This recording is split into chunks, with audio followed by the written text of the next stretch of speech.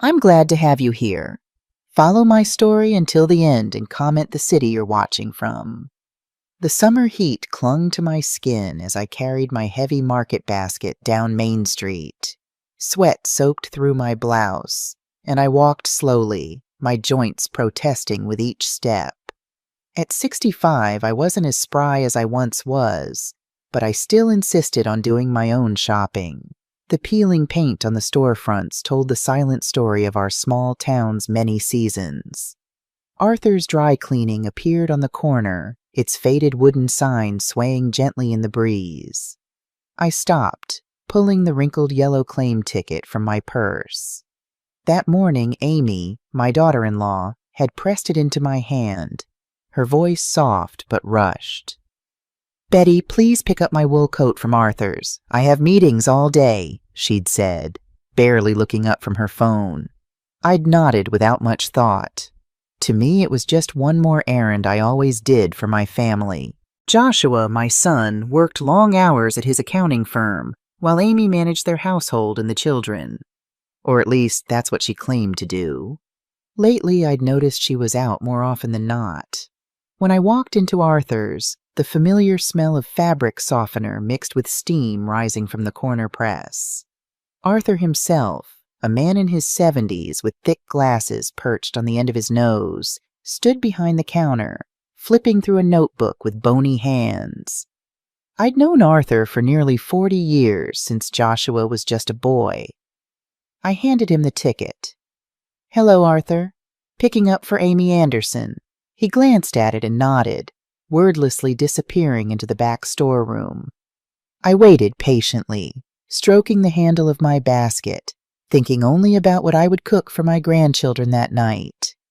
Olivia had requested my special macaroni and cheese, while Lucas wanted dinosaur-shaped chicken nuggets. Such simple pleasures made my heart full. Arthur returned with Amy's coat, carefully wrapped in clear plastic that smelled of softener, but instead of handing it to me, he paused. His eyes darted around the shop, making sure no one else was there. I thought it was strange, and before I could ask why, his rough, calloused hand gripped my arm tightly. "Betty," he murmured in a hoarse voice, almost a whisper, "come here for a moment." Without giving me time to react, he led me behind a worn-out curtain that covered the back of the shop. The smell of bleach and steam made it hard to breathe. Piles of clothes waiting to be pressed were stacked like a messy wall, hiding us from view. "You need to see this," he said, his voice trembling as he opened a rickety drawer under the counter. From it, he pulled out a small, clear plastic bag, just big enough to make my heart stop. Inside was a bank transfer receipt stamped in red with a figure so large I had to look at it several times to be sure I wasn't mistaken.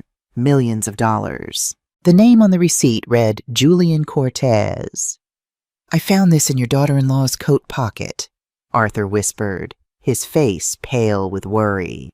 But what made my blood run cold was what lay beside the receipt. A photograph of Olivia and Lucas, my precious grandchildren. Someone had drawn crude red circles around their innocent faces with a marker. The circles were jagged, angry, as if drawn in a fit of rage, or worse, with dark intention. "Arthur, what is this?" I stammered, my voice barely audible. He shook his head, his eyes filled with fear. "Betty, listen to me carefully. Take your grandchildren and get out of this town before sunrise." His voice was urgent, pleading. "I've known you for decades. I wouldn't say this if I wasn't certain." I stared at the photo, unable to tear my eyes away from those terrible red circles around my grandchildren's faces. But why? What do these circles mean? Arthur's hands trembled as he placed the bag in my palm. "I've seen this before years ago. My cousin worked for the police in Chicago. These markings, they're not random. They're targets." His voice dropped even lower. "Betty, your grandchildren are in danger." My legs nearly gave way beneath me. "Are you absolutely certain this was in Amy's coat?" "The wool camel coat, right pocket. I checked twice to be sure. I couldn't believe it myself. I took the coat with shaking hands, feeling like I was carrying something poisonous. The plastic bag with the receipt and photo burned in my pocket like a live coal. "Should we call the police?" I asked, my mind racing. Arthur shook his head firmly. "Not yet. Not until the children are safe. You don't know who might be involved or who's watching. Just get them away first." He squeezed my shoulder. "And Betty, don't let Amy know you've seen this. Act normal until you're gone." I left Arthur's shop with my heart hammering against my ribs. The sunny afternoon suddenly felt sinister. Every passing car made me flinch, and each stranger's glance seemed suspicious. The weight of what I'd discovered pressed down on me like a physical burden. My phone buzzed with a text from Amy.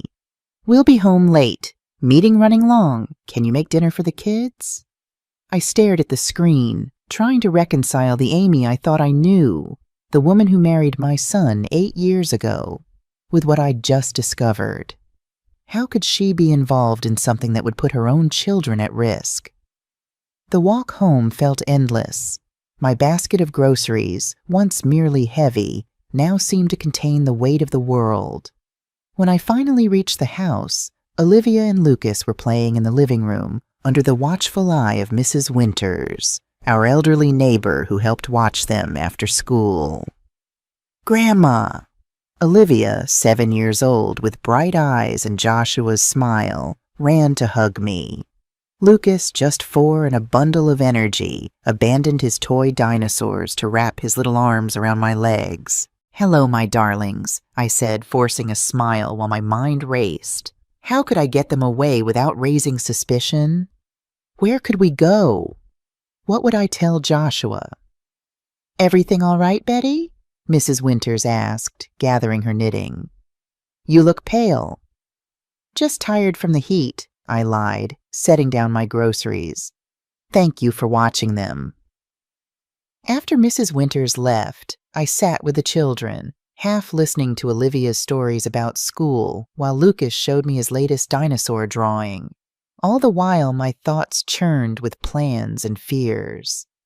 "Grandma, are you listening?" Olivia asked, tugging at my sleeve. "You look worried." I stroked her hair. "I'm fine, sweetheart. Just thinking about a surprise." "A surprise? What kind of surprise?" Lucas perked up immediately. The idea came to me then. "How would you two like to go on a little trip?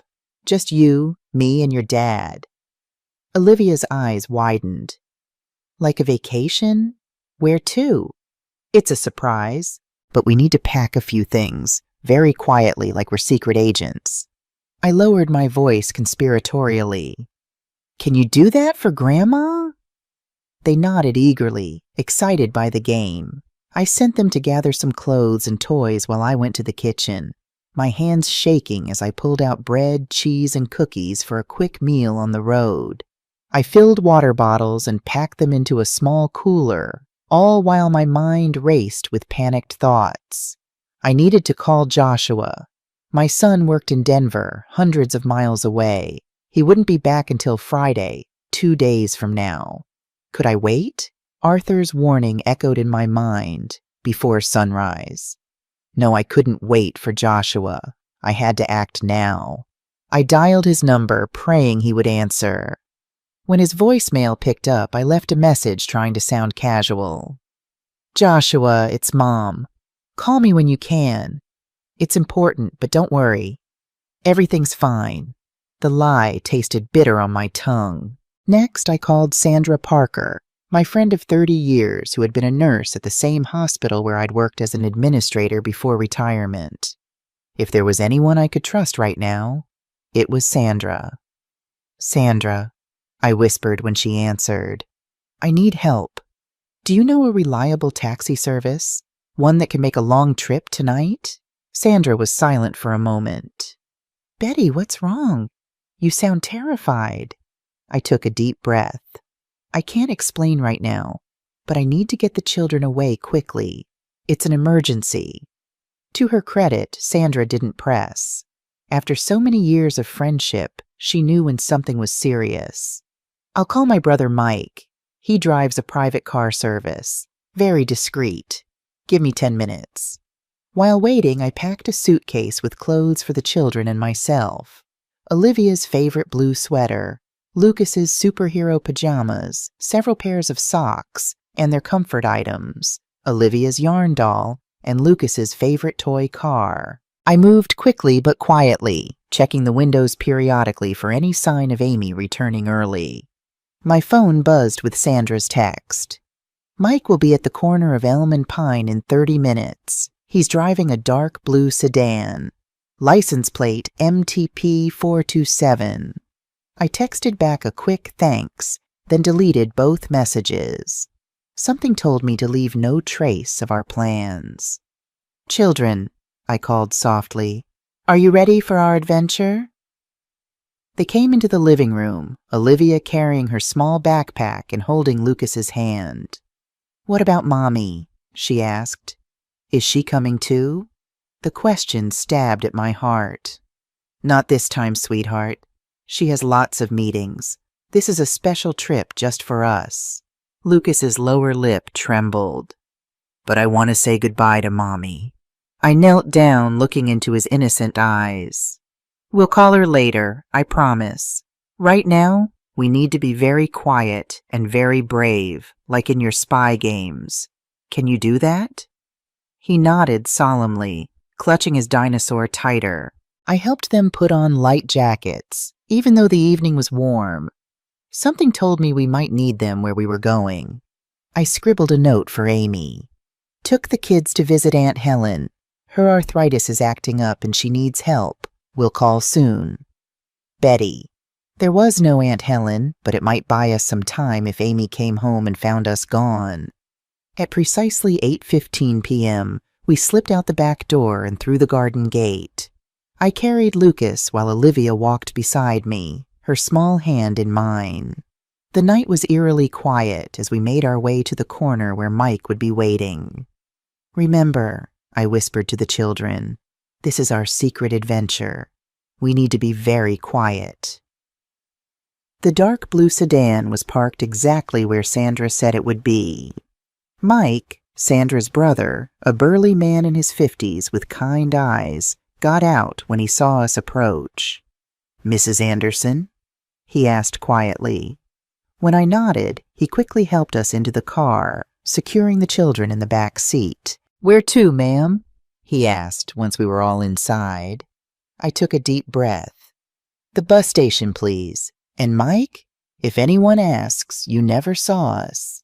He nodded, understanding in his eyes. As we pulled away from the curb, I looked back at the house where I'd lived for the past 5 years, since moving in to help with the grandchildren. It looked peaceful, ordinary.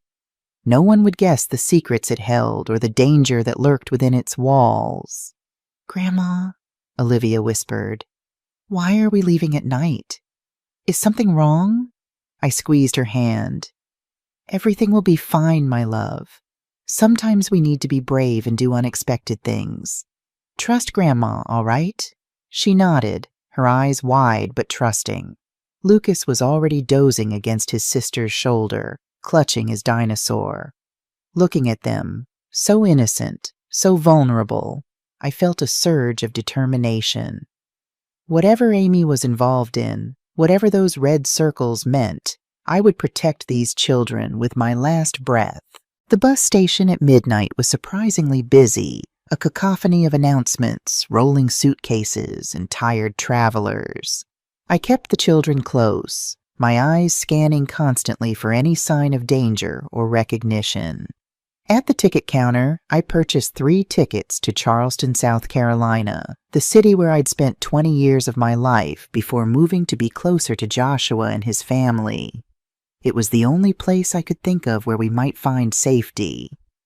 "The bus leaves in 20 minutes, the ticket agent informed me, sliding the tickets across the counter. "Platform 7.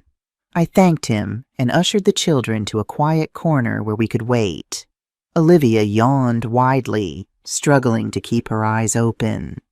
Lucas had fallen into a deep sleep in my arms, his weight making my old bones ache. "Grandma," Olivia whispered, "will Daddy meet us there?" "Soon, sweetheart, as soon as he can." "What about Mommy?" The question made my stomach clench. "Your Mommy is very busy with work right now. But don't worry, everything will be fine." As we boarded the bus, I felt a strange mix of fear and relief. We were getting away, but to what? And for how long? The engine roared to life, and as we pulled out of the station, I watched the town's lights recede into the distance. In my pocket, the plastic bag with its terrible contents pressed against my leg, a constant reminder of why we were fleeing in the night.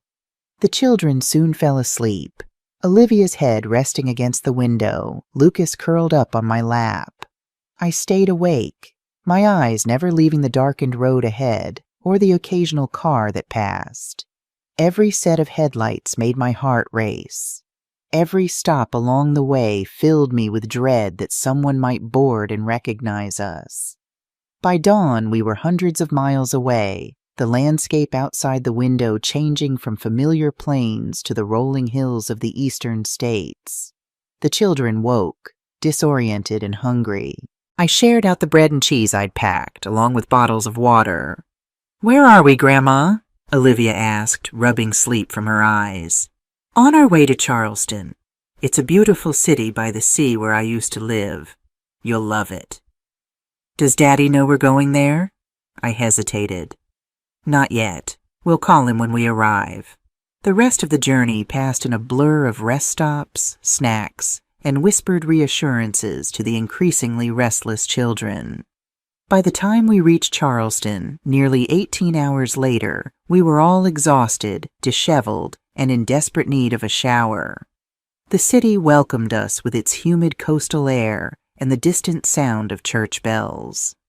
I hailed a taxi, giving the driver directions to a small motel I remembered from the outskirts of town. Not fancy, but clean, and most importantly, discreet. The Palmetto Inn was just as I remembered it, a single-story building with peeling green paint and a neon sign missing several letters. The woman at the reception desk barely glanced up as I paid cash for 3 nights in advance. The room was small but clean, with 2 double beds and a tiny bathroom. The children immediately claimed one bed, bouncing on it despite their fatigue. "All right, you two," I said, trying to inject cheerfulness into my voice. "Bath time, then a nap, and later we can explore a bit." While they took turns in the bathroom, I sat on the edge of the other bed, finally allowing myself a moment to breathe. I pulled out my phone, seeing 6 missed calls from Amy and 2 from Joshua. There were multiple text messages, each more frantic than the last. Amy: "Betty, where are you? Where are the kids?" Amy: "I came home and found your note. Who is Aunt Helen? Call me back immediately." Amy: "I've called the police. This is kidnapping. Bring them back now." Joshua: "Mom, what's going on? Amy's hysterical. Call me back." My hands trembled as I considered what to do. If I called Joshua, what would I say? How could I explain what I'd found without sounding crazy? And if Amy truly was involved in something dangerous, calling either of them might put us at risk. Instead, I texted Sandra, "We're safe. Please don't tell anyone where we are. We'll explain later." Then I turned off my phone. We needed to disappear completely, at least until I could figure out what to do next. Olivia emerged from the bathroom in her pajamas, her wet hair combed neatly. "Grandma, why do you look so worried?" I forced a smile. "Just tired from our long trip, sweetheart. Come, let's get you and Lucas settled for a nap." As the children slept, I sat by the window, watching the parking lot and the street beyond. Every passing car, every stranger walking by sent a jolt of fear through me. What had I done? Was I overreacting? Or had I just saved my grandchildren from some unspeakable fate? The photo with those angry red circles haunted me. I pulled it out again, studying it in the dim light. The picture itself was innocent. Olivia and Lucas playing in the backyard, taken just a few months ago. But those circles, drawn with such obvious malice, transformed it into something sinister. What did they mean? And what was Amy's connection to Julian Cortez, the man named on the transfer receipt? The sum was staggering, $5 million. Where had such money come from? And what was it for? As evening fell, I woke the children and took them to a small diner across the street. They were subdued, confused by our sudden journey and my obvious tension. I tried to distract them with stories about Charleston, promising to take them to the beach soon. "When is Daddy coming?" Lucas asked, pushing his French fries around his plate. "Soon," I lied, hating myself for it. "He's very busy at work right now." Back in the motel room, I tucked them into bed early, exhaustion finally overwhelming their questions. As they slept, I made a decision. Tomorrow, I would seek help from the only person in Charleston I still trusted, Father Michael at St. Francis Church. Father Michael had been our parish priest when I'd lived here 2 decades ago. He'd counseled me through my husband's death, had baptized Joshua, had been a rock when I'd needed one most. If anyone could help me make sense of this nightmare, it was him. I slept fitfully, waking at every sound, a car door slamming, voices passing by, the hum of the air conditioner cycling on and off. By morning, I felt as though I hadn't slept at all. After a quick breakfast at the diner, I took the children to St. Francis Church. The old stone building stood as it always had, a beacon of stability in an increasingly chaotic world. The morning sun filtered through the stained glass windows, casting pools of colored light on the worn wooden pews. "Children," I whispered, "this is where your father was baptized when he was a baby." Olivia looked around with interest while Lucas fidgeted beside me. A few elderly parishioners knelt in prayer, and at the altar, a familiar figure arranged flowers. Father Michael had aged, his once dark hair now completely white, but I recognized him immediately. When he turned and saw me, surprise flickered across his face, followed by a warm smile of recognition. "Betty Anderson," he said, approaching us. "It's been years. What brings you back to Charleston?" Looking into his kind eyes, the dam inside me threatened to break. "Father, I need your help," I managed to say, my voice cracking. "It's about my grandchildren. They may be in danger." His expression grew serious. "Of course. Let's talk after Mass. The children can play in the parish garden." Throughout the service, I barely heard the prayers or hymns, my mind racing with what I would tell him, how I would explain my fears without sounding paranoid. When the small congregation dispersed, Father Michael led us to the parish garden where other children played under the watchful eye of an elderly nun. Olivia and Lucas, eager for normalcy, quickly joined in a game of tag. In a small office behind the altar, I finally told Father Michael everything, finding the receipt and photo, Arthur's warning, our midnight flight. "I know it sounds crazy," I finished, but Arthur seemed genuinely frightened. And those circles around the children's faces? I couldn't continue, emotion closing my throat. Father Michael studied the photo and receipt, his expression grave. "This is beyond what I can handle alone," he said finally. "But I know someone who can help. Rachel Stevens is a lawyer who specializes in family protection cases. She's also a parishioner here." He picked up his phone. "Rachel? It's Father Michael. I have someone here who needs your help urgently. It concerns children who may be in danger." He listened for a moment. "Yes, this afternoon would be perfect. Thank you." Turning back to me, he said, "Rachel will meet us here at 3. Until then, you and the children should stay at the church. It's safe here." For the first time since discovering the photo, I felt a glimmer of hope. We weren't alone anymore. As the children played in the sunshine, watched over by Sister Margaret, I sat in a pew, alternating between prayer and practicality. What would Rachel Stevens advise? Should I contact Joshua? And what would happen when Amy discovered where we'd gone? The hours passed slowly. At precisely 3 o'clock, the church door opened, and a woman in her mid-30s entered. She wore a tailored suit, her dark hair cut in a practical bob.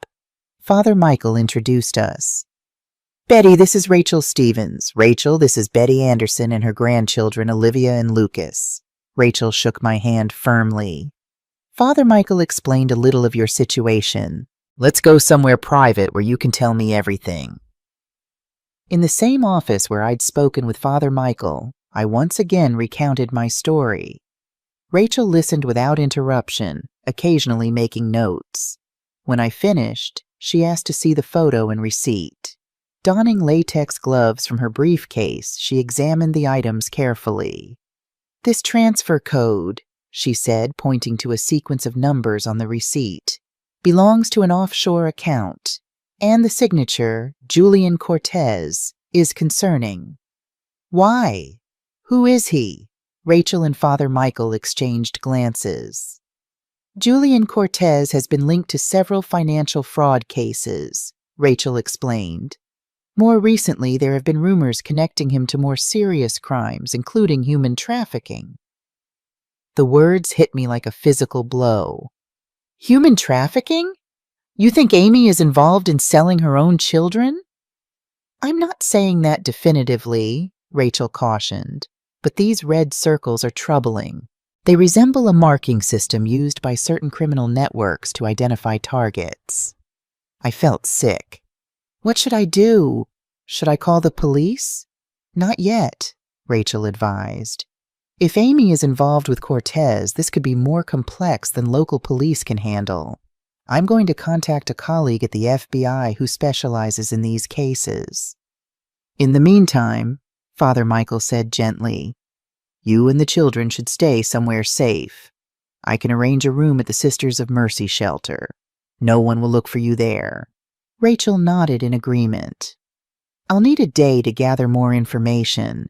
Don't use your phone or credit cards. Don't contact anyone back home. If Amy is involved in something criminal, she may be able to trace you." As we left the church, Olivia tugged at my hand. "Grandma, when are we going home? I miss my toys. And Daddy?" I knelt down, meeting her worried eyes. "Soon, sweetheart. We're having an adventure, remember? And we'll see Daddy very soon." But as we followed Father Michael to the shelter, I wondered if that was another lie. Would anything ever be the same again? And how could I protect these innocent children from a danger I barely understood? That night, in a small but clean room at the shelter, I watched Olivia and Lucas sleep. Their peaceful faces contrasted sharply with the turmoil in my heart. Whatever happened next, I vowed I would keep them safe, even if it meant never going home again. The morning sun streamed through the thin curtains of the Sisters of Mercy shelter. I'd barely slept, my mind racing with questions and fears. Beside me, Olivia and Lucas slept peacefully, unaware of the danger that had forced us to flee in the night. Looking at their innocent faces, I felt a surge of determination. Whatever was happening, whatever Amy was involved in, I needed to know the truth. I slipped out of bed carefully, trying not to wake them. Sister Catherine, a kind woman in her 60s, had promised to watch the children while I met with Rachel. As I dressed, I caught my reflection in the small mirror above the sink. The woman staring back at me looked older, more haggard than I remembered. Dark circles underlined my eyes, and my silver hair hung limply around my face. I quickly pinned it back, trying to regain some semblance of control. A soft knock at the door announced Sister Catherine's arrival. "Good morning, Betty," she whispered, seeing the children still asleep. "Father Michael asked me to give you this." She handed me an envelope.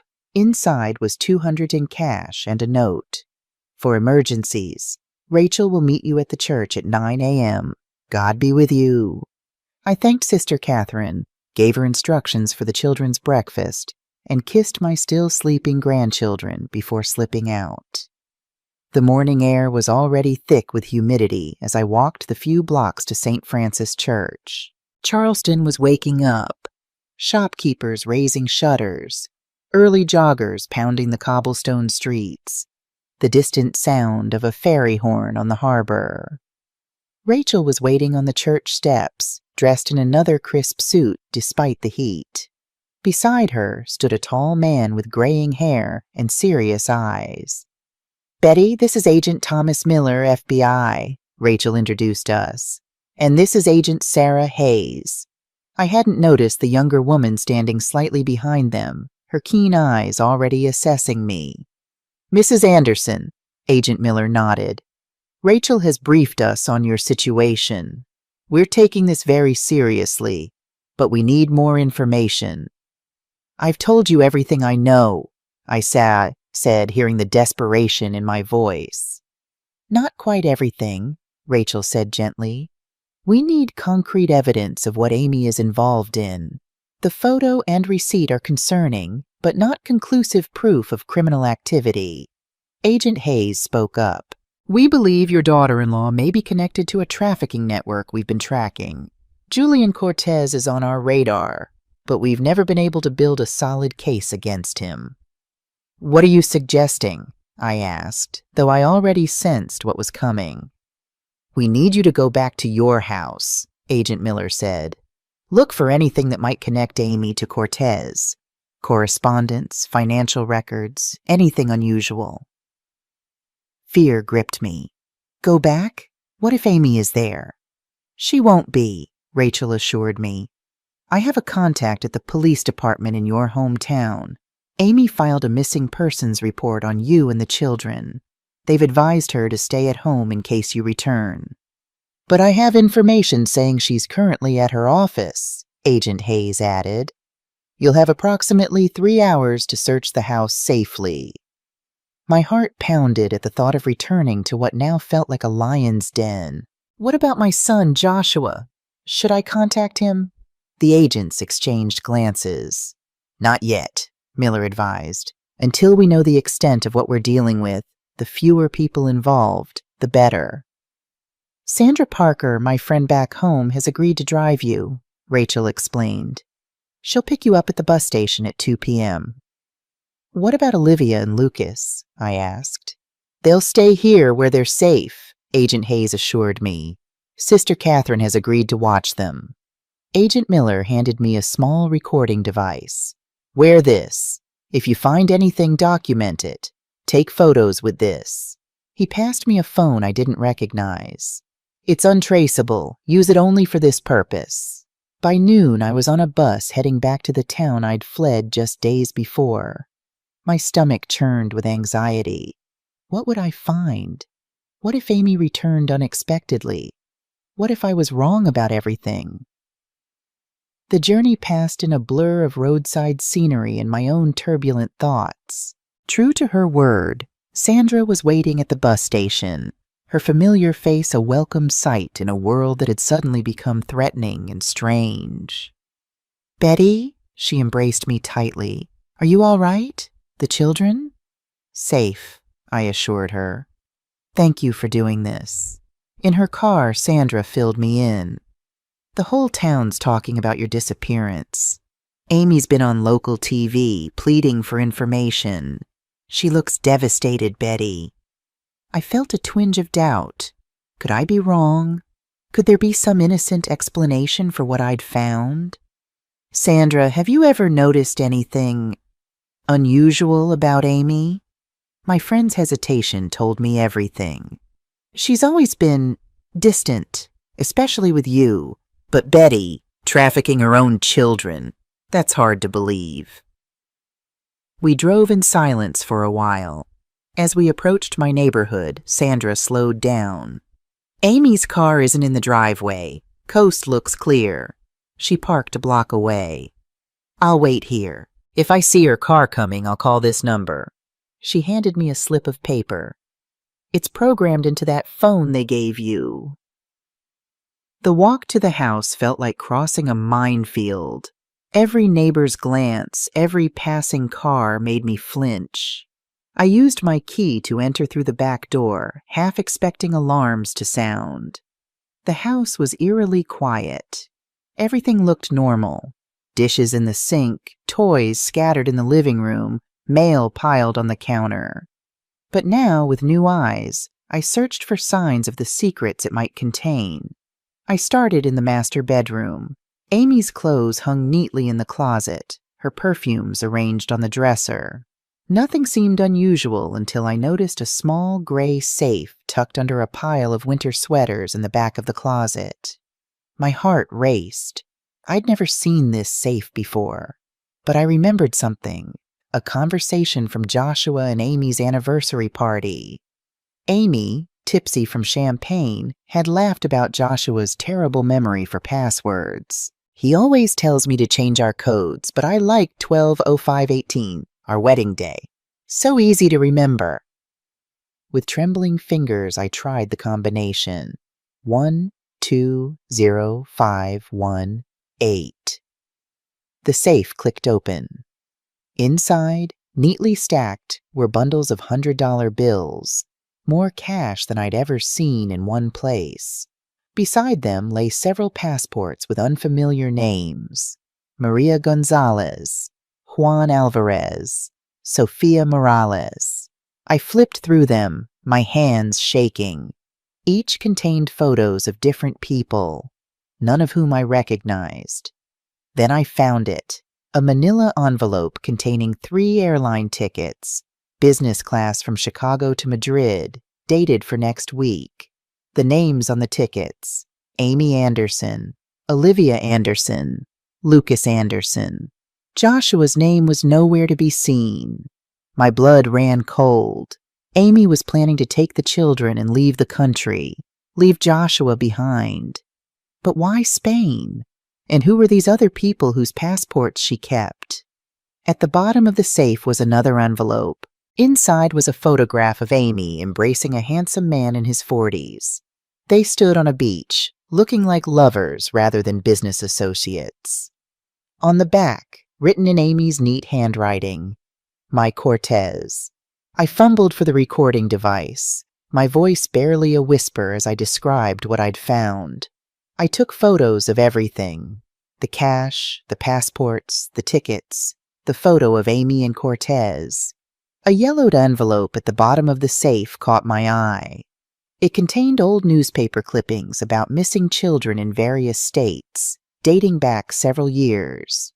Why would Amy keep these? Suddenly, I heard a car door slam outside. Through the bedroom window, I saw Amy's red SUV in the driveway. Panic seized me. I quickly replaced everything in the safe exactly as I'd found it, closed it, and shoved it back under the sweaters. I had to get out, but how? The bathroom window. It was small, but I could fit through. I slipped into the bathroom just as I heard the front door open. Amy's voice floated up the stairs. She was on the phone. "Yes, I filed the report," she was saying. "No, they haven't found them yet. I'm telling you, Cortez, this complicates everything." I froze, straining to hear more. Amy's voice grew fainter as she moved to the kitchen, but I caught fragments. "The tickets are still good. Have to move quickly. Buyer waiting." Buyer. The word hit me like a physical blow. Agent Hayes had been right. Amy was involved in trafficking, and my grandchildren were her merchandise. With shaking hands, I opened the bathroom window, thankful that the trellis beneath it was sturdy enough to support my weight. I climbed out just as Amy's footsteps sounded on the stairs. The descent was agonizing, each creak of the trellis sounding like a gunshot to my ears. When my feet finally touched the ground, I ducked behind the azalea bushes, then made my way to the neighbor's yard, keeping low. By the time I reached Sandra's car, I was breathless and trembling. "Drive," I gasped. "Amy's home." Sandra didn't ask questions. She pulled away smoothly, driving the speed limit to avoid attention. "Did you find anything?" she asked when we were safely away. "Everything," I whispered, feeling sick. "She's planning to take the children to Spain, without Joshua. And there's more." So much worse than I imagined. At the bus station, Sandra hugged me fiercely. "Be careful, Betty, and call me when you're safe." The return journey to Charleston felt even longer. My mind kept replaying what I'd found, what I'd heard. Amy's voice saying "buyer waiting" echoed in my head like a nightmare I couldn't wake from. By the time I reached St. Francis Church, it was nearly midnight. Father Michael was waiting, his face lined with worry. "The agents are waiting at the shelter," he told me. "The children are asleep." I followed him through the quiet streets, too exhausted and heartsick to speak.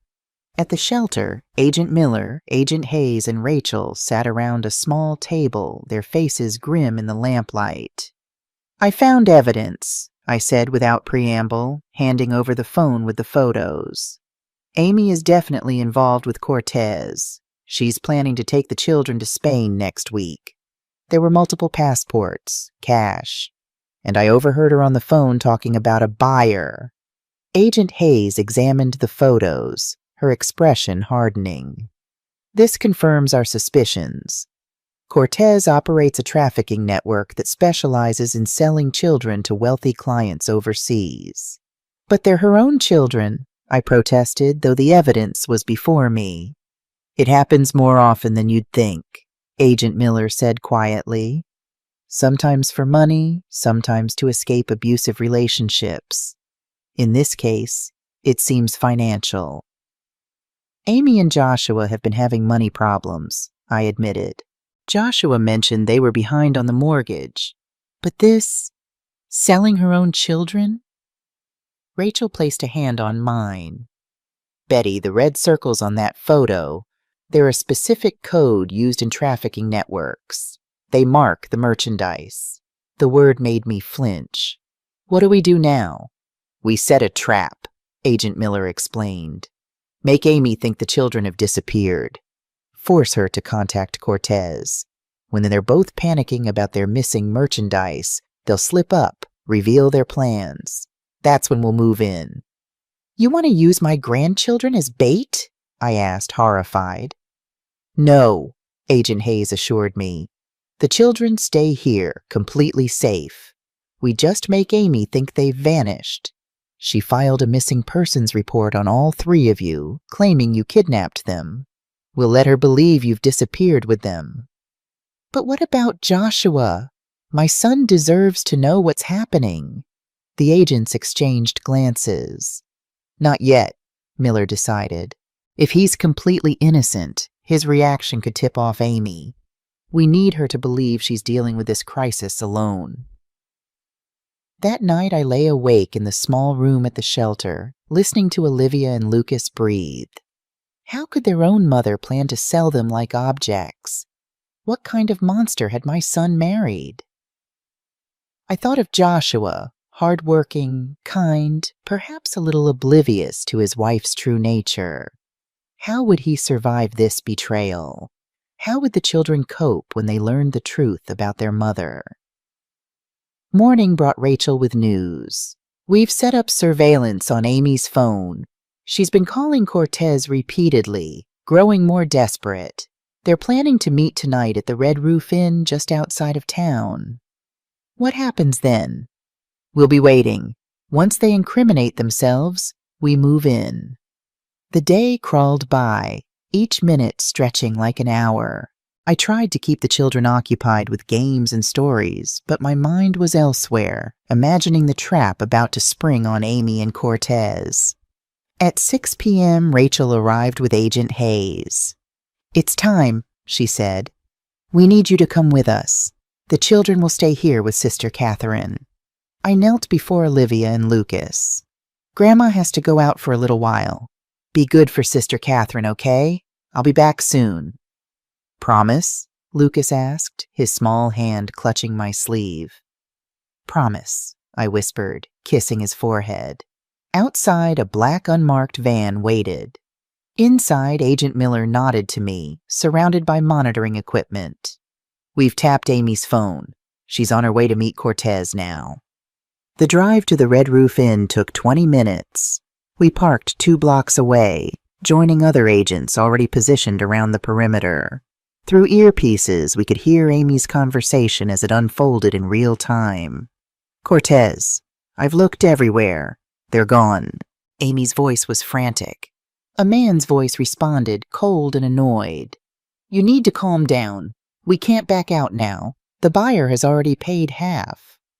"But without the children, what do we have to deliver?" "We'll find them. Your mother-in-law couldn't have gotten far with 2 kids. Maybe they're at a relative's house? I've called everyone. Nobody's seen them." "Then we expand the search. The handover is scheduled for next week in Madrid. We have time." "And if we don't find them?" Cortez's voice turned menacing. "Then you'll owe my associates $5 million. You know what happens to people who can't pay." The conversation continued, each word more incriminating than the last. Beside me, Agent Hayes whispered, "We've got them. This is everything we need." Through binoculars, I could see the motel room door. A tall, well-dressed man paced inside. Julian Cortez, I presumed. Amy sat on the edge of the bed, her head in her hands. "All units, prepare to move in," Agent Miller spoke into his radio. What happened next was like a scene from a movie. Police cars converged on the motel from all directions, lights flashing. Agents in tactical gear rushed the room.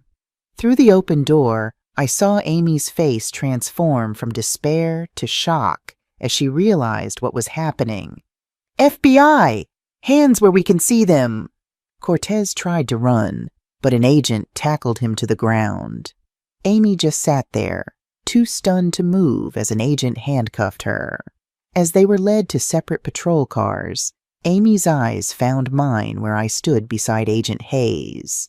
The look of pure hatred she shot me made my blood run cold. "Betty," Agent Hayes said gently, "it's over. They'll both face federal charges for human trafficking, conspiracy, and money laundering. They won't be able to hurt your grandchildren." But it wasn't over. Not for me, not for Joshua, and certainly not for Olivia and Lucas. Our ordeal was just beginning. The next morning, Agent Miller and Rachel came to the shelter with news. "We've been analyzing the phones and documents seized from Amy and Cortez," Miller explained. "What we've found is disturbing." We sat at a small table in a corner of the communal dining room, speaking in hushed tones while the children played nearby under Sister Catherine's watchful eye. "Amy's involvement with Cortez goes back at least 2 years, Rachel said, opening a folder. "They met while she was on a business trip to Miami. In reality, she was there to meet with Cortez's associates." "But why?" I asked. "Why would she get involved in something so horrible?" Agent Miller sighed. "Money primarily. Your son and Amy were deeply in debt. Gambling debts, mostly hers. They had a second mortgage on the house, maxed out credit cards. According to the evidence, Amy owed over $600,000 to various creditors. The amount staggered me. Joshua never mentioned financial problems that severe." "He may not have known," Rachel suggested. "We found separate bank accounts in Amy's name, credit card statements sent to a P.O. box." Agent Miller continued. "But there's more. The red circles on that photo, they're part of a coding system used by Cortez's network. They mark potential merchandise for wealthy clients overseas." "You're saying Amy agreed to sell her own children to pay off gambling debts?" The idea was too monstrous to comprehend. "Not just gambling debts," Agent Hayes said, joining us with coffee. "Based on text messages we recovered, Amy was planning to start a new life with Cortez in Spain. The children were her ticket in, her contribution to his business." I felt physically ill. "Does Joshua know yet?" "We contacted him this morning," Miller confirmed. "He's flying in from Denver later today. We'll brief him at the field office." "I should be there," I insisted. "He shouldn't hear this from strangers." Rachel nodded. "We've arranged for you to meet with him first. But Betty, prepare yourself. This will devastate him." While waiting for Joshua's arrival, I spent time with Olivia and Lucas, trying to maintain some semblance of normalcy. They were growing increasingly confused and anxious about our extended adventure.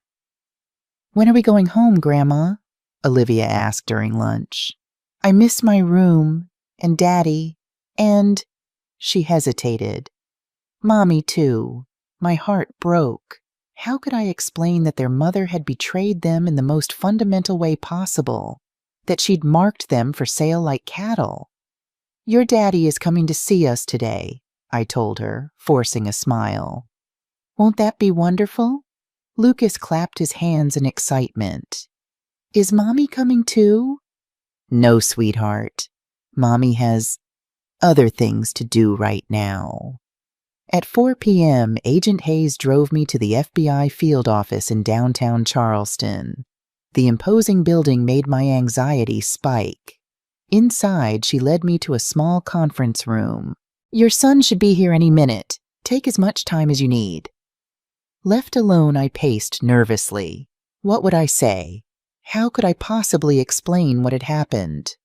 The door opened, and there stood Joshua, my only child, looking exhausted and confused.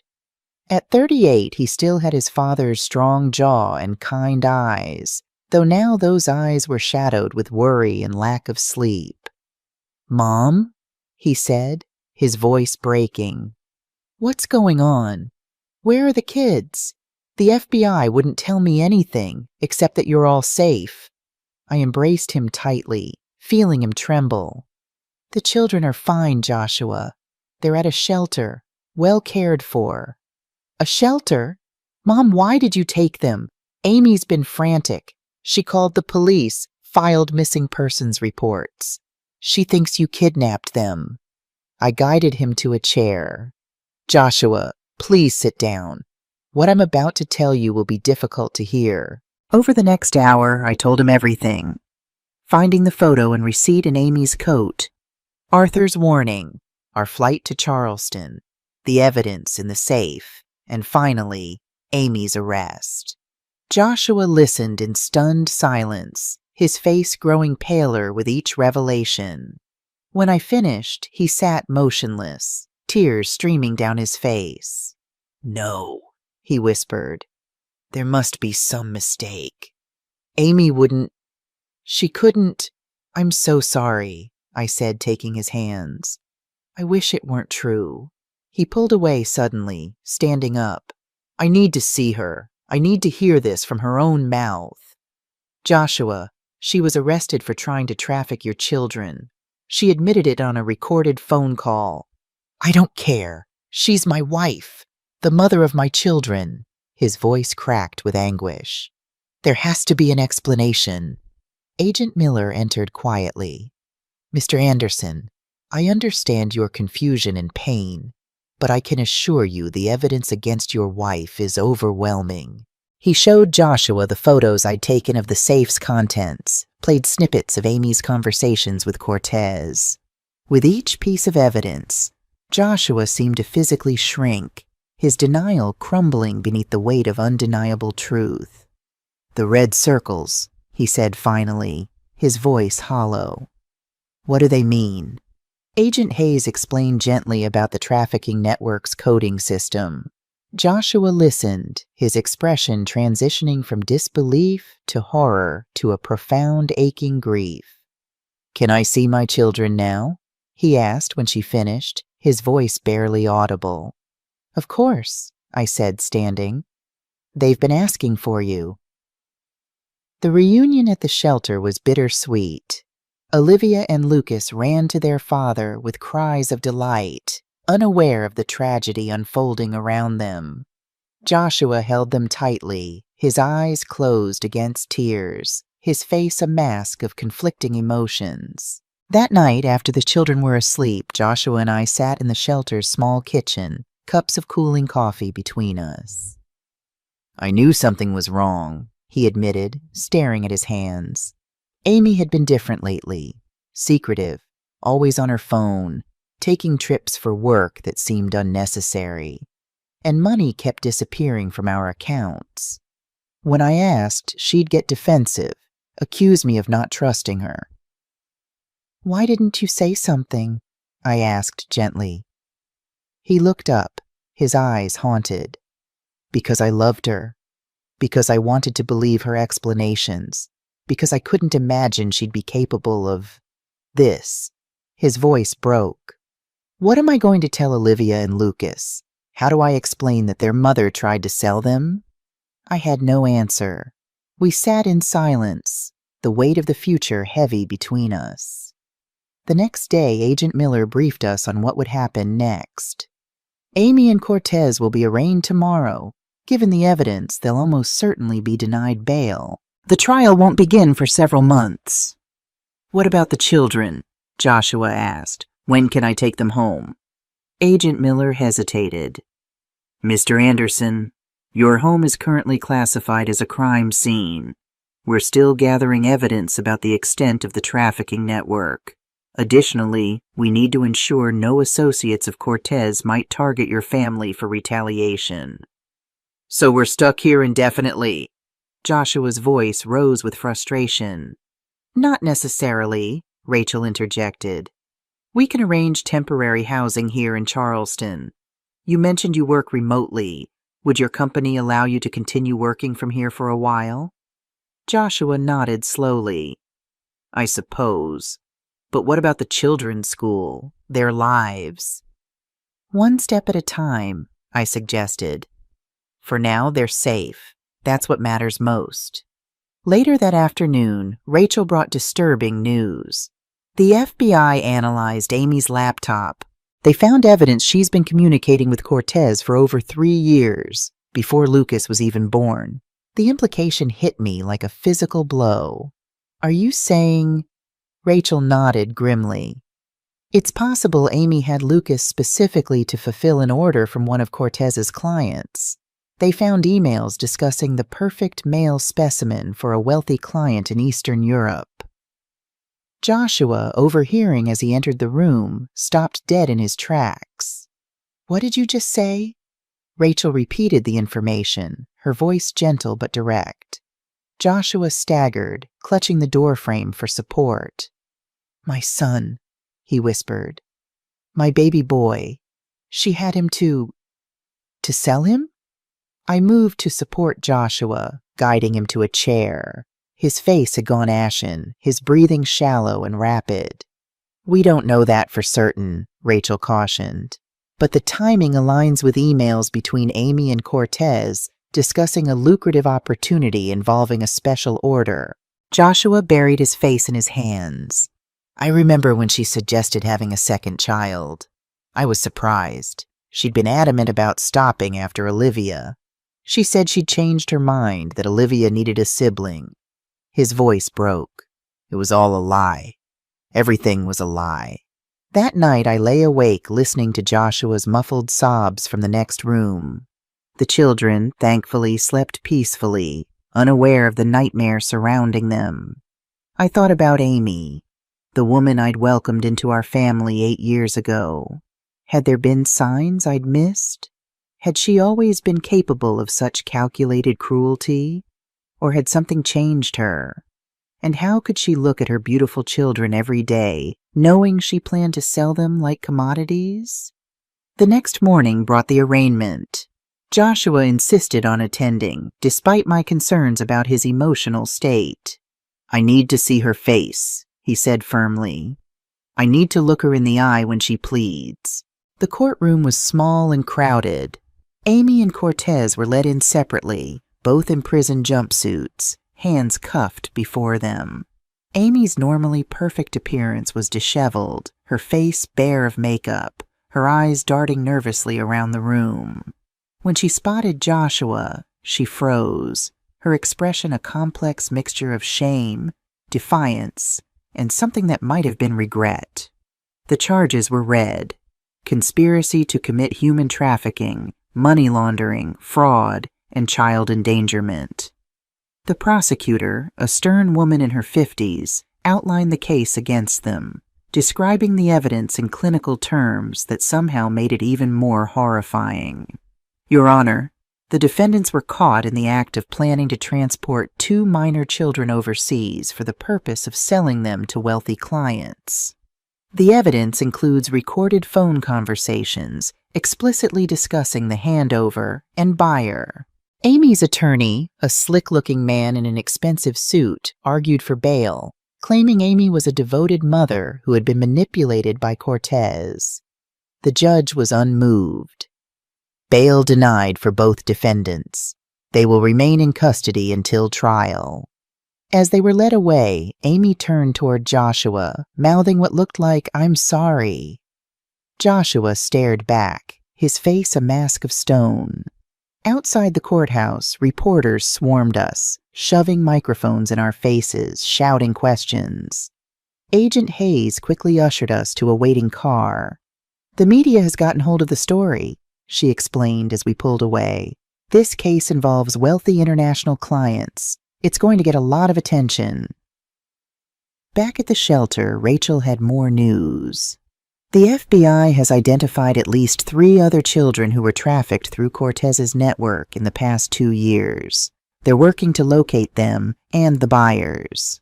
"Will they be able to recover those children?" I asked, horrified at the thought of other families destroyed by this evil. Rachel's expression was grim. "They'll try, but international cases are complex. Some countries don't cooperate well with U.S. authorities." That evening, Joshua sat the children down for a difficult conversation.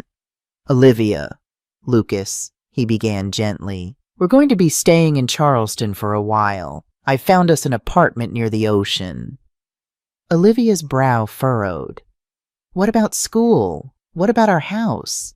You'll go to school here, make new friends. Our house? We can't go back there right now." "What about Mommy?" Lucas asked innocently. "Is she coming to the new apartment too?" Joshua's composure nearly broke. "Nobody. Mommy did something wrong. She has to stay away for a while." "Like a timeout?" Lucas persisted. "Something like that," Joshua managed. "A very long timeout." As the children processed this news with confusion, I marveled at Joshua's strength. Despite his world crumbling around him, he was focused on protecting his children, on building a new life for them. Later, he confessed his fears to me. "Mom, how do I do this? How do I raise them alone? How do I protect them from the truth about their mother?" I took his hand. "One day at a time, and you're not alone. I'm here. We'll do this together." In the days that followed, we moved into a small apartment Rachel helped us find, just blocks from the beach. The children were enrolled in a local school, and Joshua arranged to work remotely indefinitely. Slowly, painfully, we began to build a new normal, but the specter of Amy's betrayal hung over everything like a dark cloud, and I knew the hardest parts of our journey still lay ahead. The FBI command van hummed with activity as I sat between Agent Hayes and Rachel, watching monitors displaying the perimeter of the Red Roof Inn. The night air was thick with tension as we waited for Amy and Cortez to incriminate themselves further. "The recording device is active," Agent Miller announced, adjusting a dial on the sophisticated equipment. "We're getting clear audio." Through the speakers, Amy's frantic voice filled the small space. "Cortez, I've searched everywhere. I can't find them anywhere." Cortez's reply was cold, calculating. "You need to calm down. The plan is still in place. The buyer is expecting delivery next week." I flinched at the word buyer, my stomach churning with disgust. These were my grandchildren they were discussing, not merchandise, but 2 innocent souls who deserved love and protection. "But without the children, what are we delivering?" Amy's voice cracked with desperation. "We can't show up empty-handed." "The buyers have already paid half the amount up front. $5 million, Amy. If we can't deliver, they'll want their money back, with interest. And these aren't people who accept excuses." Amy's voice dropped to a whisper. "What will they do?" "Let's just say you don't want to find out." Cortez's tone sent chills down my spine. We need those kids. Your mother-in-law couldn't have gotten far with 2 children in tow. Have you checked with relatives, friends? I've called everyone. I've even gone on local TV begging for information. Nobody's seen them. What about your husband? Could he be involved? Amy scoffed. Joshua, he's clueless as always. Still in Denver at that conference, has no idea what's happening. He trusts me completely. The contempt in her voice when speaking about my son was palpable. Agent Hayes nodded to Miller. That's enough. We've got multiple instances of conspiracy to commit human trafficking on tape. All units, prepare to move in. Miller spoke into his radio, his voice firm and controlled. What followed was like a scene from a movie. Police vehicles converged on the motel from multiple directions, lights flashing in the darkness. SWAT team members in tactical gear moved swiftly to surround room 114, where Amy and Cortez were meeting. Through the binoculars Agent Hayes handed me, I watched as the door was breached. Amy's face registered pure shock as officers stormed in, weapons drawn. Cortez made a dash for the bathroom window but was quickly tackled to the floor. FBI, hands where we can see them. The officers efficiently handcuffed both Amy and Cortez, reading them their rights as they were led to separate patrol cars. As Amy was escorted past our van, her eyes locked with mine through the tinted window, somehow knowing exactly where I was. The hatred in her gaze sent ice through my veins. It's over, Betty, Agent Hayes said gently, placing a hand on my shoulder. They can't hurt Olivia and Lucas now. But I knew better. It wasn't over. It was just beginning. The hard part would be helping my son and grandchildren recover from this betrayal. Back at the shelter, Sister Catherine met me at the door, her kind face concerned. The children are asleep. They've been asking for you. I nodded, too emotionally drained to speak. I peeked into the small room where Olivia and Lucas slept peacefully, unaware that their world had just been irrevocably changed. Looking at their innocent faces, a wave of protective love washed over me. I silently vowed to shield them from as much pain as possible in the difficult days ahead. You should rest too, Sister Catherine suggested. Tomorrow will bring its own challenges. But sleep eluded me. I lay awake thinking of Joshua, who would arrive tomorrow to learn that his wife had planned to sell their children. How would he cope with such a monstrous betrayal? And how would we ever explain to Olivia and Lucas what their mother had done? The morning brought a soft knock at my door. Rachel stood there, her expression grave. Joshua's plane just landed. Agents are bringing him to the field office. You should be there when he learns the truth. I nodded, quickly dressing and checking on the still sleeping children. Sister Catherine will stay with them? Of course. They'll be safe here. The ride to the FBI field office was silent, my mind rehearsing what I would say to Joshua. How do you tell a man that the woman he loves, the mother of his children, had betrayed them in the most unimaginable way? Joshua was waiting in a small conference room, his face drawn with worry, eyes red from lack of sleep. When he saw me, relief flooded his features momentarily before confusion set back in. Mom? He rushed forward, embracing me tightly. What's happening? Where are Olivia and Lucas? The agents wouldn't tell me anything except that you're all safe. I held his hands, guiding him to a chair. Joshua, the children are safe. They're at a shelter with kind people watching over them. I took a deep breath. But there's something you need to know, and it's going to be difficult to hear.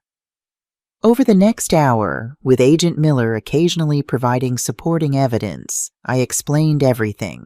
Finding the photo with red circles, Arthur's warning, our escape to Charleston, the evidence in Amy's safe, and finally, her arrest with Cortez. Joshua listened in stunned silence, his face growing paler with each revelation.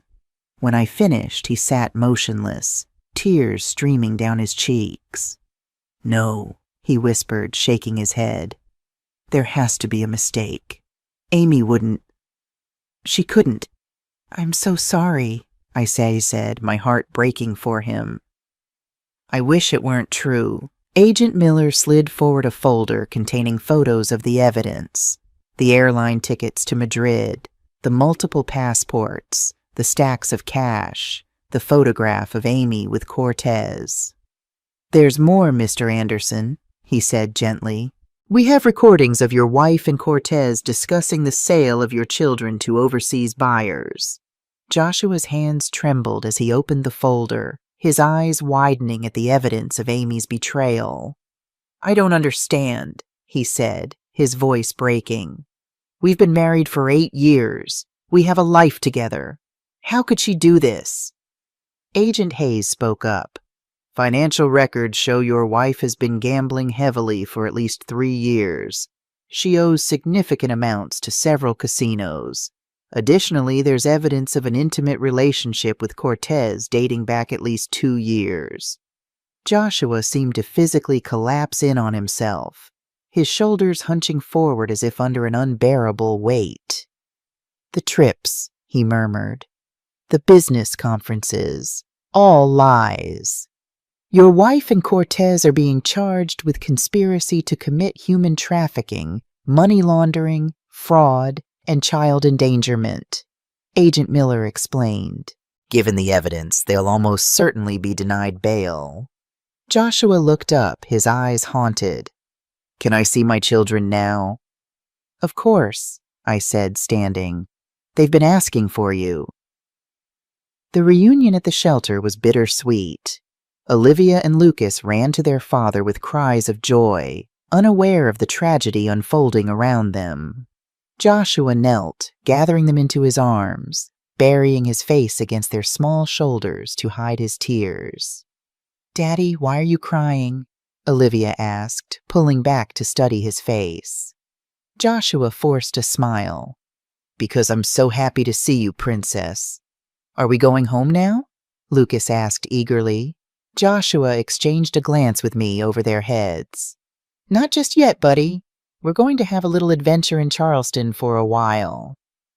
That night, after the children were asleep, Joshua and I sat in the shelter's small kitchen, cups of tea growing cold between us. I should have known, he said, breaking the long silence. There were signs. Money missing from our accounts, her secretiveness about her phone, the unexplained trips. But I trusted her. I believed her explanations. His voice cracked. I'm their father. I should have protected them. Joshua, this isn't your fault, I insisted. Amy hid this from everyone. She was deliberately deceptive. He looked up, his eyes tormented. But why? Why would she do this to her own children? I had no answer that could ease his pain. The preliminary hearing was set for 2 weeks after the arrests. During that time, we established a temporary life in Charleston. With Rachel's help, Joshua found a small 3-bedroom apartment near the beach. The children were enrolled in a local elementary school, and Joshua arranged to work remotely indefinitely. The morning of the hearing dawned clear and bright, a cruel contrast to the darkness we were about to face. Joshua insisted on attending, despite my concerns. I need to see her, he said firmly. I need to hear the charges read in court. The courtroom was crowded with reporters and curious onlookers, drawn by the sensational nature of the case. Amy and Cortez were led in separately, both in prison jumpsuits, their hands and feet shackled. Amy's appearance shocked me. Always meticulously groomed, she now looked disheveled, her hair limp, dark circles under her eyes. When she spotted Joshua in the gallery, she froze momentarily, something like shame flickering across her face before her expression hardened again. The charges were read: conspiracy to commit human trafficking, money laundering, fraud, child endangerment. The prosecutor, a stern woman in her 50s, outlined the case against them with clinical precision. Your Honor, The evidence against the defendants is overwhelming. We have recorded conversations explicitly discussing the sale of 2 minor children to overseas buyers. Financial records show transfers of funds consistent with human trafficking operations. Multiple fake passports and airline tickets confirm plans to transport the children internationally. Amy's defense attorney argued that she had been coerced and manipulated by Cortez, that she feared for her life if she didn't comply. The judge seemed skeptical. Given the serious nature of these charges and the flight risk, bail is denied for both defendants. They will remain in custody until trial. As they were led away, Amy turned toward Joshua, mouthing what looked like, "I'm sorry." Joshua stared back, his face a mask of stone. Outside the courthouse, reporters swarmed us, shouting questions and thrusting microphones in our faces. Agent Hayes quickly guided us to a waiting car. "The media attention will die down eventually," she assured us. "For now, focus on keeping the children's routine as normal as possible." Back at the apartment, Olivia was full of questions. At 7, she was old enough to sense something was seriously wrong. "Daddy, why can't we go home? When is Mommy coming?" Joshua knelt to her level, his voice gentle but firm. "Olivia, do you remember how in your storybooks sometimes there are people who do bad things?" She nodded solemnly. "Well, sometimes in real life, people we know, even people we love, can do bad things too. Mommy did something very wrong, and now she has to face consequences for that." "Like a timeout?" Lucas asked innocently. Joshua's composure nearly broke. "Yes, buddy. Like a very serious, very long timeout." "Did she hurt someone?" Olivia persisted, her young mind trying to make sense of the situation. Joshua and I exchanged glances, unsure how much to reveal. "She tried to hurt people," he said finally. "But Grandma stopped her. Grandma protected you." Olivia turned to me, her eyes wide. "Is that why we came to Charleston? Were you saving us?" I hugged her tightly. "Yes, sweetheart. Sometimes grandmas have to be very brave to keep the people they love safe." In the months that followed, we established a new routine. Joshua threw himself into being both mother and father to the children. I managed the household and provided emotional support to all 3 of them. The children adjusted to their new school with the resilience only the young possess, but the specter of Amy's betrayal haunted us. Joshua suffered nightmares, often waking in a cold sweat. Olivia became fiercely protective of her brother, refusing to let him out of her sight at school, and Lucas began wetting the bed again, a regression his therapist attributed to trauma and anxiety. 6 months after the arrests, the trial began.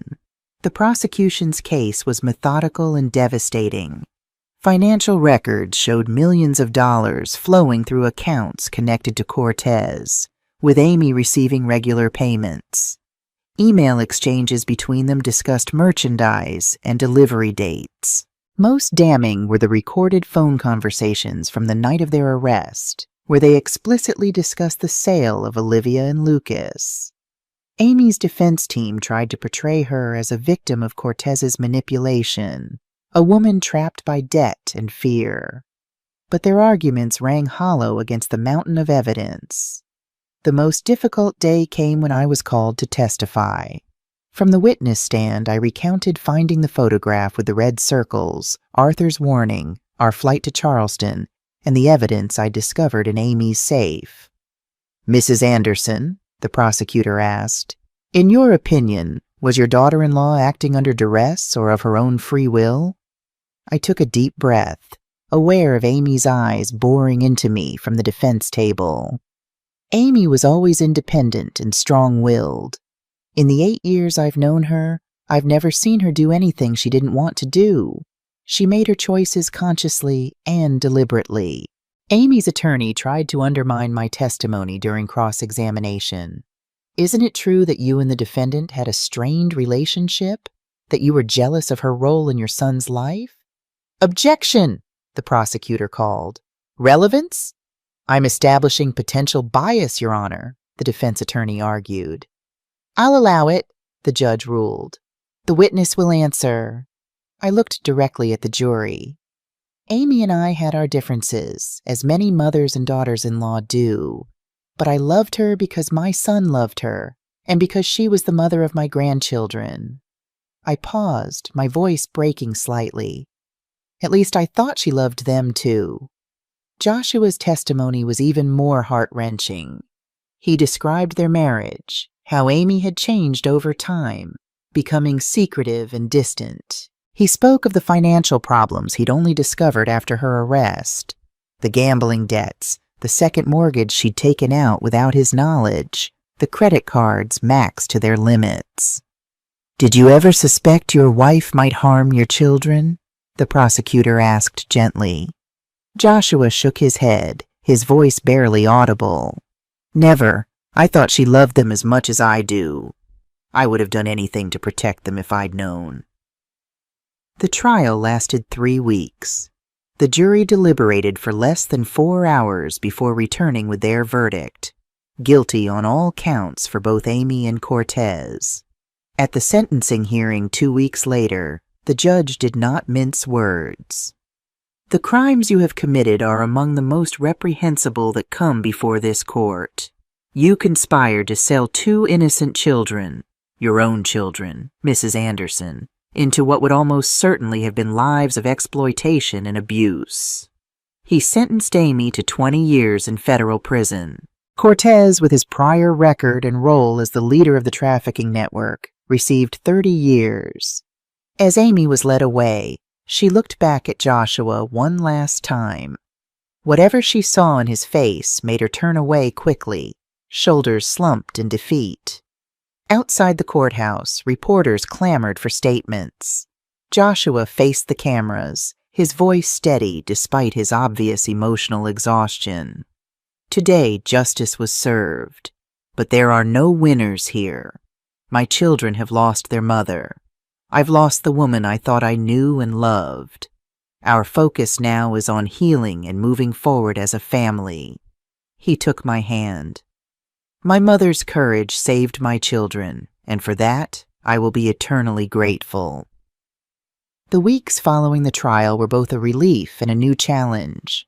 The immediate threat was gone, but now we had to build a new normal from the ashes of our former lives. Joshua decided to make our stay in Charleston permanent. There's nothing for us back there but painful memories, he said one evening as we sat on the balcony of our apartment, watching Olivia and Lucas play on the beach below.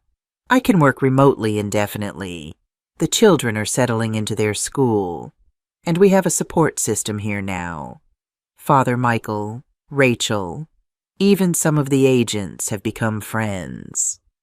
I nodded, understanding his decision. What about the house? I've put it on the market. Rachel found me a local realtor who can handle everything without us having to go back. He sighed, running a hand through his hair, now streaked with premature gray. I never want to set foot in that house again.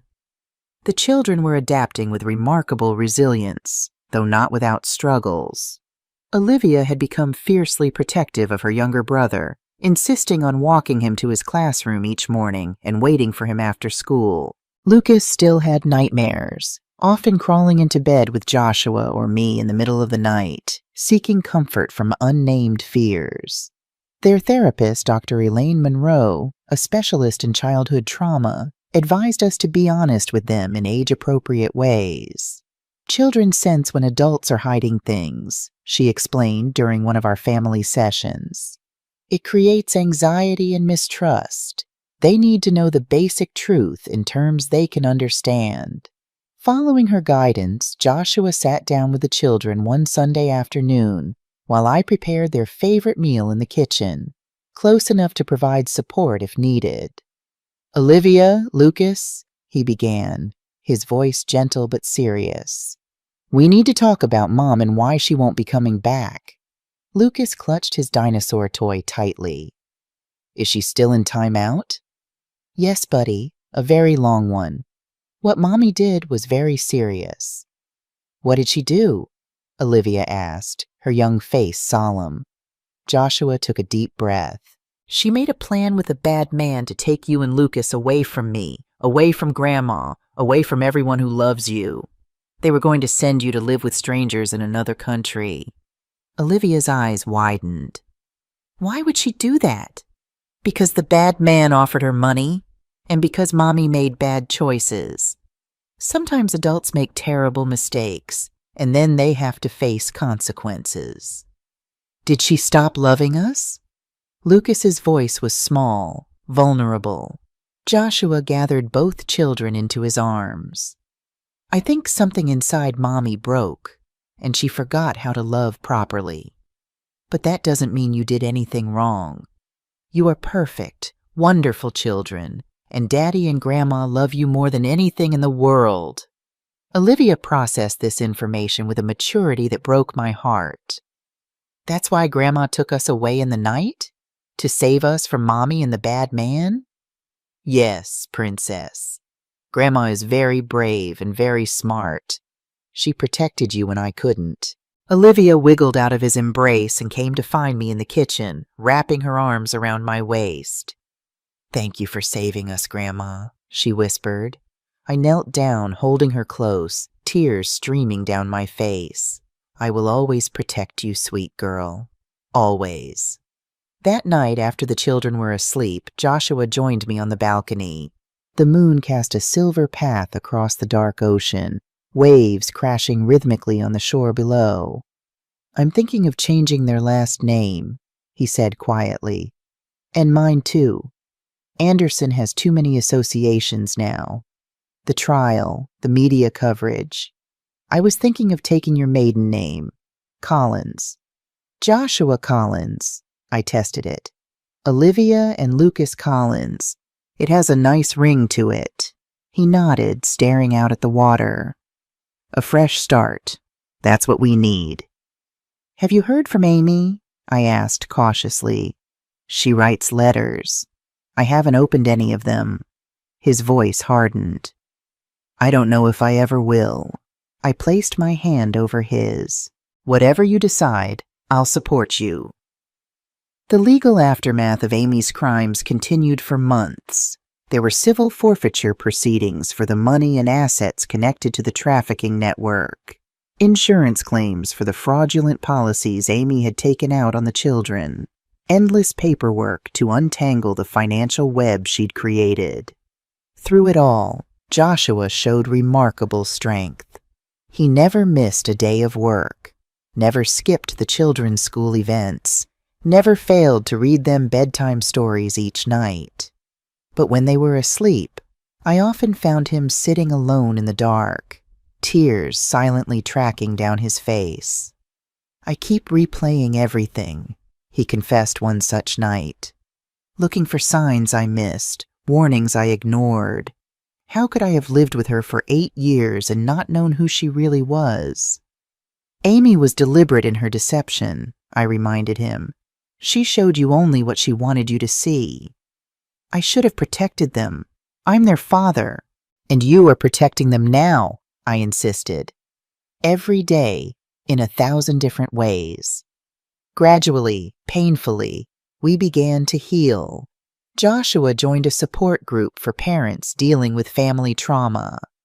I took up volunteering at St. Francis Church, finding comfort in helping others.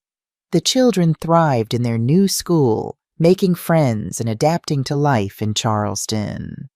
6 months after the trial, on a warm spring day, Joshua received an unexpected visitor at his office, Detective Morris from our hometown police department. He wants to meet us at the apartment this evening, Joshua told me over the phone. Says it's important but wouldn't elaborate. Detective Morris arrived promptly at 7 after the children were in bed. He was a stocky man with kind eyes and a no-nonsense manner. Thank you for seeing me, he began, accepting the coffee I offered. I wanted to deliver this information in person rather than over the phone. He opened his briefcase and removed a file. After Ms. Anderson's arrest, we continued investigating her connections to Cortez's network. What we found was disturbing. Joshua tensed beside me. More disturbing than plotting to sell her own children? Detective Morris nodded grimly. We discovered that Lucas may not have been the first child Amy attempted to traffic. The room seemed to tilt. What do you mean? I managed to ask. 3 years ago, a 3-year-old girl disappeared from a playground in Portland, Oregon.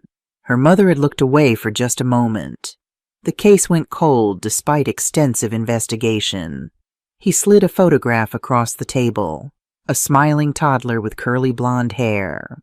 Amy's credit card records show she was in Portland the day Emma Sutton vanished, and we found this in a storage unit rented under one of her aliases. He produced an evidence bag containing a small pink hair clip. DNA testing confirmed this belonged to Emma Sutton. Joshua's face had gone ashen. Are you saying Amy kidnapped this child? We believe she and Cortez were responsible, yes.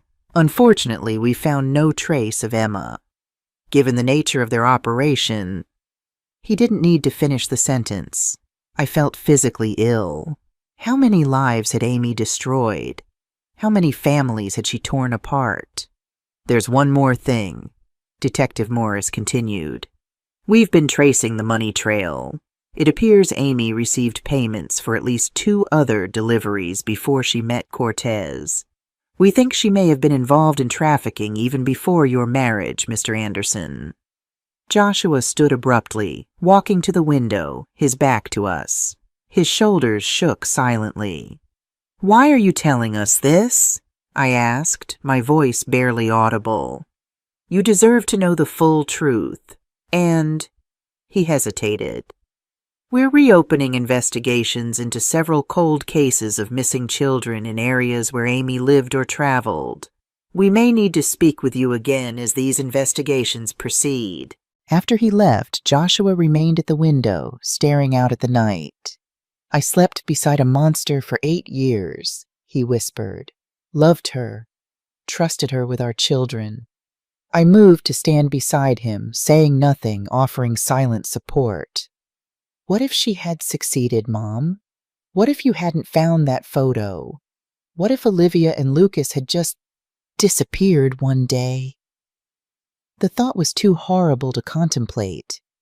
But they didn't, I reminded him. They're safe. They're sleeping peacefully down the hall. He turned to me, his eyes raw with emotion.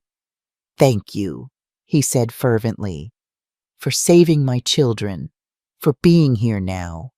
I couldn't do this without you. I embraced him, this son who had always been my pride and joy, now bearing burdens no parent should have to carry. We'll get through this, together. That night I checked on the children before going to bed. Lucas slept with his dinosaur clutched to his chest, his breathing deep and even. Olivia had kicked off her covers as usual, one arm flung dramatically above her head. I gently replaced her blanket, brushing a strand of hair from her forehead. Looking at them, so innocent, so trusting, I felt anew the fierce determination that had driven me that night months ago when I'd bundled them into a taxi and fled into the darkness. I would protect them with my last breath. And somehow, despite everything, we would find happiness again. 1 year after Amy's arrest, life had settled into a new normal. Our apartment near the beach had become a true home, filled with children's artwork, family photos, and the comfortable clutter of daily life. Joshua had been promoted to senior manager at his company, his remote work arrangement now permanent. The children were thriving in school, Olivia excelling at mathematics and art, Lucas developing a passionate interest in marine biology after our weekly trips to the Charleston Aquarium. I had found my own place in our new community, volunteering at St. Francis Church and taking a part-time position at the local library, reading to children during Saturday story hour. The painful past remained with us, but no longer defined us. On a bright autumn morning, Joshua called a family meeting at the breakfast table. The children, sensing something important, set aside their cereal bowls and watched him expectantly. I've been thinking, he began, that it's time to make some changes official.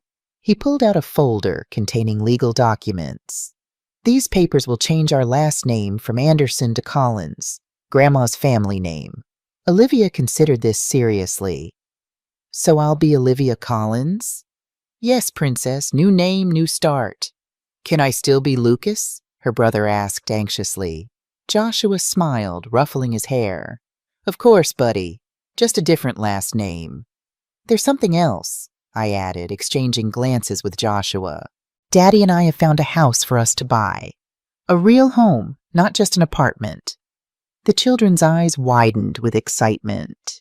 Later that day, we drove to a charming 2-story house on a quiet street 3 blocks from the ocean. It had a wraparound porch, a backyard with a huge oak tree perfect for a swing, and enough bedrooms that I could have my own space while remaining part of the family. As the children ran from room to room, exclaiming over each new discovery, Joshua stood beside me in what would become the living room. What do you think, Mom? Can you see us building a life here? I squeezed his hand. I already can. We moved in 2 weeks later, on Lucas's 5th birthday. The local moving company Joshua hired was efficient and friendly, and by afternoon, the essentials were unpacked. We celebrated with a small party, just the 4 of us, plus Father Michael, Rachel, and a few friends the children had made at school. As Lucas blew out the candles on his dinosaur-shaped cake, I caught Joshua watching him with a mixture of joy and sadness.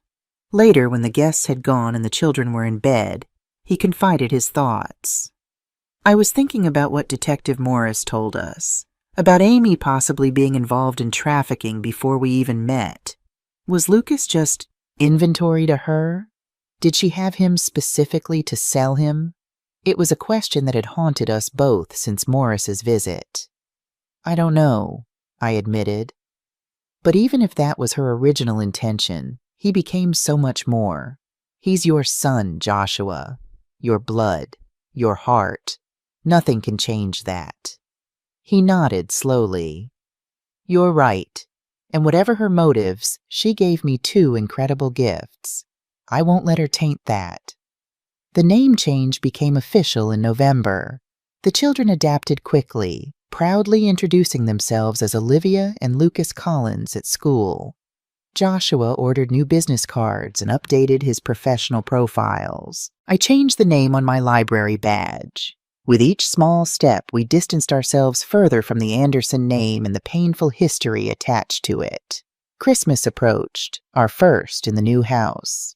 Joshua threw himself into creating new family traditions, cutting down a tree at a local farm, driving through the Festival of Lights at the park, baking cookies from my old family recipes.